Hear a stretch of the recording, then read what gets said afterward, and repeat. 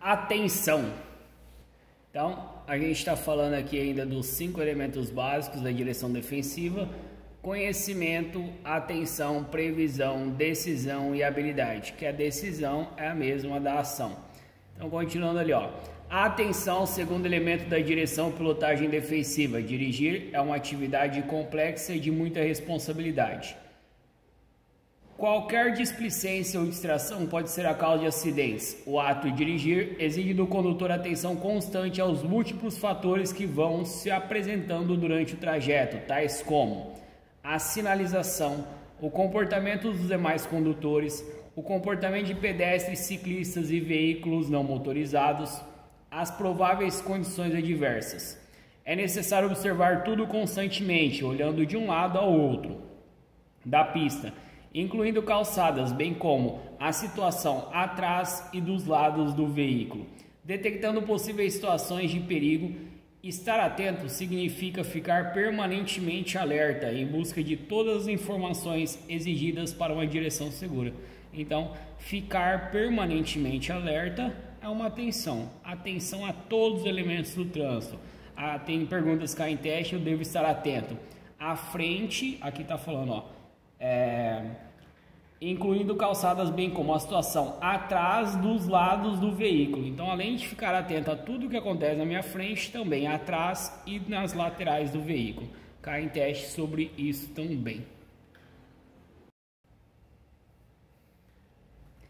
Previsão. Na direção e pilotagem defensiva, a previsão ocorre simultaneamente com a atenção.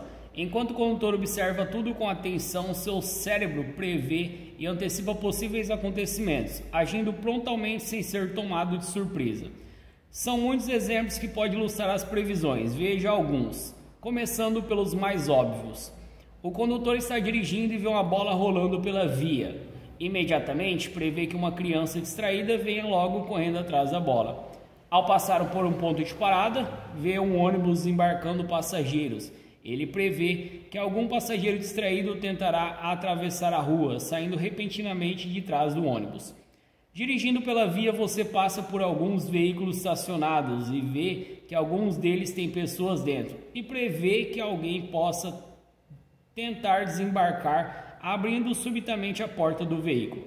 Logo adiante, vê um veículo saindo de uma residência, cujo motorista está olhando para o outro lado. Prevê que ele poderá entrar na via perigosamente porque não notou a sua presença.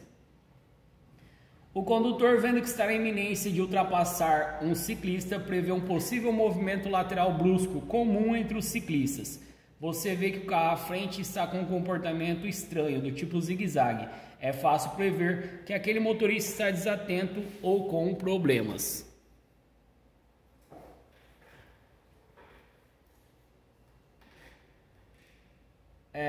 Previsão. Então, prever situação de risco. Cai em teste sobre o elemento básico da direção defensiva: previsão. Assinale a alternativa correta. Antecipar-se para realizar algo é uma previsão que eu tive. Eu me antecipei para realizar alguma coisa que poderia acontecer. Então, previsão é uma importante também. Ela está ali ligada bem à atenção. Estava atento à situação de perigo e previa a situação de risco. A habilidade. Adquirir a habilidade para dirigir ou pilotar significa, pode grifar ali, ó, conhecer o veículo e seus equipamentos. E ter recebido o correto e cuidadoso treinamento para, também pode grifar aqui, ó, manusear os controles e saber efetuar com sucesso todas as manobras necessárias. Manusear os controles do veículo, cai assim, manusear os controles do veículo com desenvoltura. Isso é uma habilidade. Então, sobre o elemento básico da direção defensiva, habilidade. Conhecer o veículo e seus equipamentos para manusear os controles do veículo com segurança. Para poder decidir como agir corretamente no trânsito, é necessário conhecer todas as situações que ele apresenta, bem como as alternativas possíveis para resolver cada situação. É muito mais fácil aprender a fazer certo desde a primeira vez do que corrigir um aprendizado incorreto. Daí a importância de um aprendizado correto, eficiente e responsável, onde aluno e professor cumpram detalhadamente todas as etapas do curso. A ação é uma combinação de decisão e habilidade. A ação correta, a principal ferramenta da direção ou pilotagem defensiva, é uma combinação de decisão e habilidade. Com os conhecimentos necessários, dedicando toda a atenção possível ao ato de dirigir, o condutor poderá prever situação de risco corretamente. Estando devidamente treinado, terá habilidade para decidir e agir defensivamente, de modo a evitar acidentes e preservar a sua segurança dos demais envolvidos no trânsito. Dá para ver até aqui, então, que todos os elementos estão ligados um ao outro. Conheço a situação, estou atento à situação, previ a situação de perigo, tive habilidade para evitar, decidi agir corretamente diante dessa habilidade. Então, diante dessa situação que ocorreu. Acidentes são acontecimentos imprevistos com consequências sempre indesejáveis. Pode grifar essas 7 linhas. Para efeitos meramente didáticos, acidentes evitáveis são todos aqueles em que, se os condutores envolvidos tivessem agido corretamente, o acidente provavelmente não teria acontecido. Os supostamente inevitáveis são aqueles que o condutor tomou todas as medidas de segurança cabíveis para evitar acidente e mesmo assim ele aconteceu. Aí vem a polêmica. No caso dos acidentes inevitáveis, será que o condutor realmente fez tudo o que era possível para evitar acidente? Então aqui está caindo sobre os acidentes evitáveis e os acidentes inevitáveis. Acidentes acontecem devido a um fator ou uma combinação de fatores causadores. A direção defensiva ajuda a prever esses fatores e ensina técnicas para controlá-los, de forma a evitar que ocorram acidentes. Porém, não existe uma divisão clara entre esses dois tipos de acidentes, de maneira que fica quase impossível classificá-los. Veja alguns exemplos. É fácil observar que condutores apresentam diferentes níveis de habilidade entre si, de maneira que um acidente considerado inevitável por um condutor poderia ser facilmente evitado por outro mais experiente. Além disso, a indústria automobilística está tornando os veículos cada vez mais seguros, alterando os limites de que alguns chamariam de inevitável. Se analisarmos bem, quase sempre conseguiríamos pensar em como um acidente poderia ter sido evitado. Se uma ponte cair quando seu veículo estiver passando sobre ela, do ponto de vista do condutor esse acidente é inevitável, mas do ponto de vista da engenharia, ele poderia ter sido evitado. Para efeitos da direção defensiva, todos os acidentes deveriam ser considerados evitáveis. Cabe ao condutor, portanto, dirigir de maneira consciente, respeitando e levando em conta todos os fatores à sua volta. E sabendo que, ao se descuidar, poderá desencadear eventos que terão consequências inevitáveis. Circula em colisão misteriosa.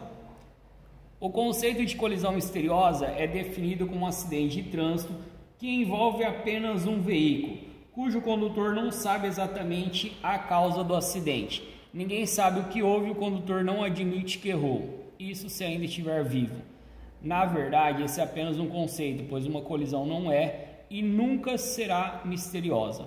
Sempre haverá uma ou mais causas para qualquer acidente. Novas técnicas de perícia são desenvolvidas e a cada dia muitos acidentes têm suas verdadeiras causas reveladas. O fato do condutor estar morto e não poder relatar o que aconteceu, ou estar vivo e não querer admitir que dormiu ao volante, por exemplo, nada tem de misterioso.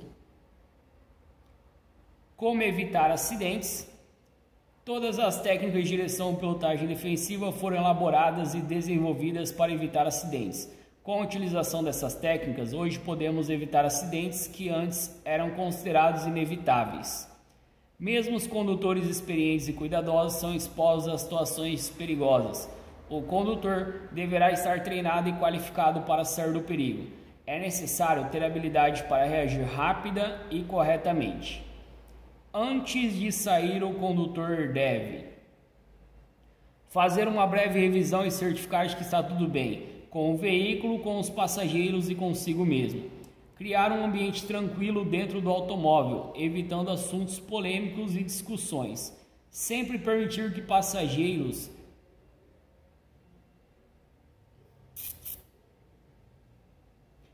sem permitir que os passageiros desviem a sua atenção. Acionar a chave prestando atenção a todos os indicadores do painel. A partir daqui eu vou comentar sobre algumas infrações de trânsito que existe, ó. Pode grifar esse ponto. Verificar se o combustível é suficiente. Combustível insuficiente. Falta de combustível, infração média, 4 pontos na CNH. Cuidar para que ninguém jogue objetos. Jogar qualquer coisa para fora do veículo, infração média, 4 pontos na CNH. Colocar qualquer parte do corpo para fora do automóvel, infração média, 4 pontos na CNH.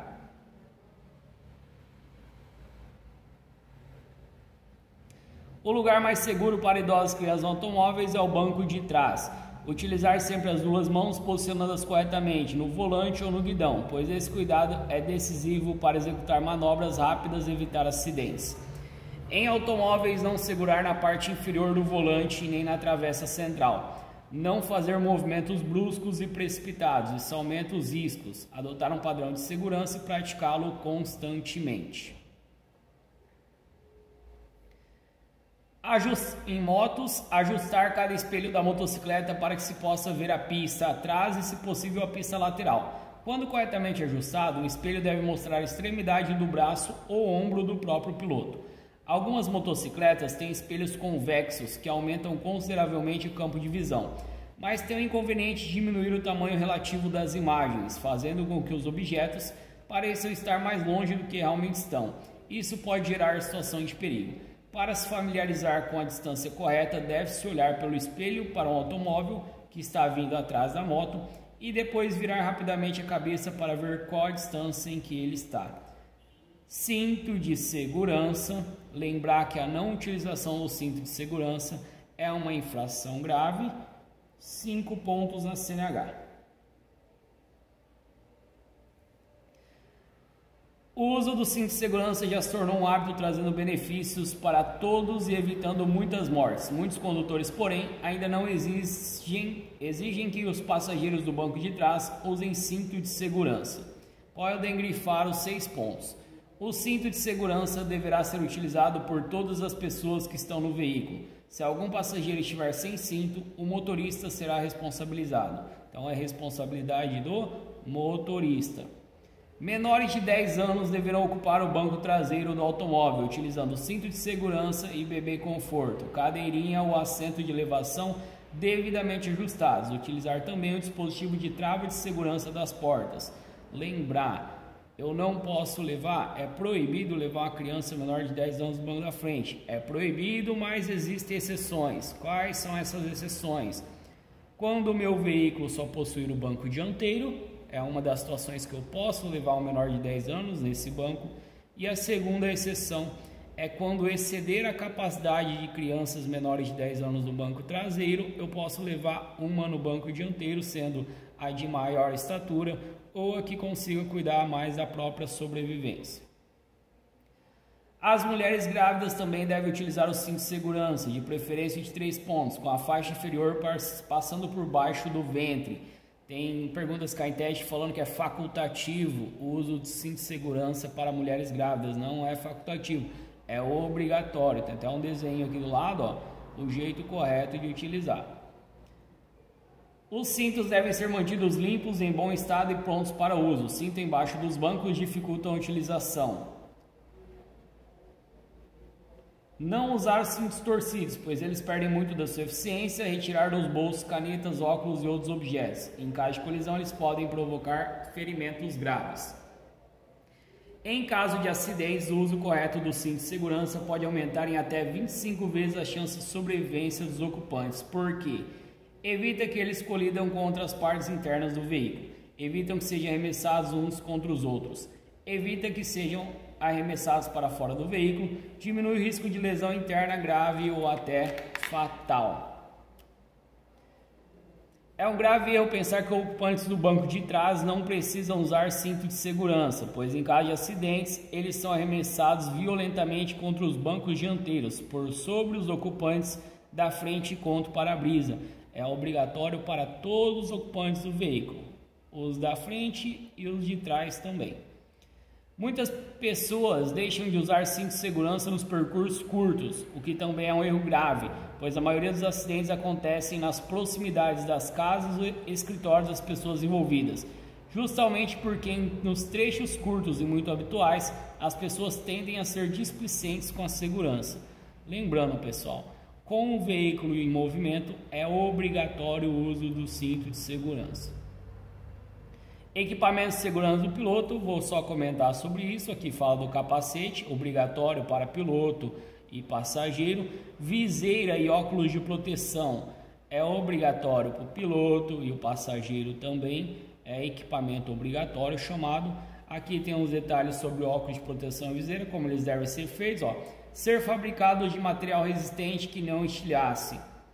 Permitir uma excelente visão lateral, permitir boa ventilação para evitar embaçamento, ficar ajustados com firmeza para que não sejam arrancados pelo vento e estar em perfeito estado, sem rachaduras ou riscos. Então, cai em teste sobre capacete, sobre a viseira, são equipamentos obrigatórios, a infração é gravíssima e suspende a carteira. Passageiro ou piloto sem capacete, passageiro ou piloto sem a viseira. O caso de vestimentas não é mais obrigatório, então ali fala roupas adequadas, então as vestimentas adequadas caem em teste, não é obrigatório. Velocidade compatível, na página 78. A velocidade máxima permitida nem sempre é uma velocidade segura. O bom senso manda que a velocidade do veículo seja compatível com todos os elementos do trânsito, principalmente as condições adversas.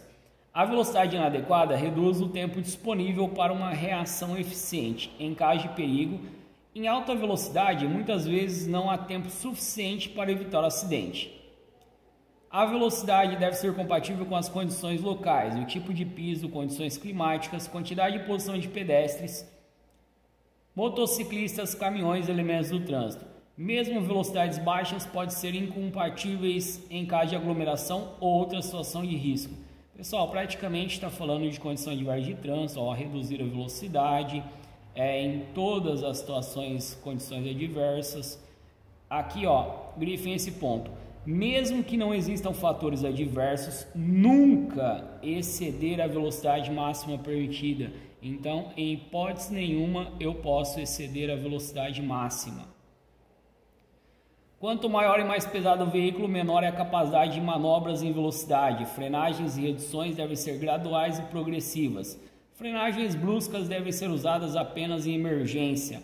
Nas frenagens de emergência, instintivamente acionamos o freio até o final, causando o bloqueio das rodas e fazendo com que os pneus arrastem. Isso não ocorre em veículos equipados com freios ABS. Esse travamento deve ser evitado, porque o veículo com as rodas travadas percorre um espaço maior para parar, não obedece à direção e pode sair pela tangente nas curvas. É preciso treinar frenagens no menor espaço possível, sem travar as rodas. Esse treinamento deve ser feito em uma rua afastada, que não ofereça nenhum perigo. Em pisos molhados ou irregulares, o veículo precisa de mais espaço para parar. Em motos em freadas de emergência, os dois freios devem ser acionados ao mesmo tempo. Na motocicleta, o freio dianteiro é responsável por 70% da eficiência da frenagem. Muitos acidentes acontecem porque o motociclista não sabe disso. Nas motonetas, o peso fica concentrado na roda traseira, fazendo com que o piloto utilize o freio traseiro com maior intensidade. Os freios devem ser acionados progressivamente sem provocar o travamento das rodas. Se a roda dianteira travar, deve-se aliviar um pouco a pressão para destravar e então frear novamente. Então a eficiência dos freios é maior nas rodas dianteiras. A partir daqui a gente vai falar das colisões. Vocês podem escrever ali, ó. As colisões podem acontecer. 2 pontos. São 8 tipos de colisões que a gente vai conversar. Então, escrevam ali a primeira. Com o veículo da frente. Com o veículo da frente. A segunda, com o veículo de trás. A terceira, em sentido contrário. A quarta, nos cruzamentos. Quinta, nas ultrapassagens. Sexta, em curvas. Sétima, em marcha a ré. Oitava, com objetos fixos.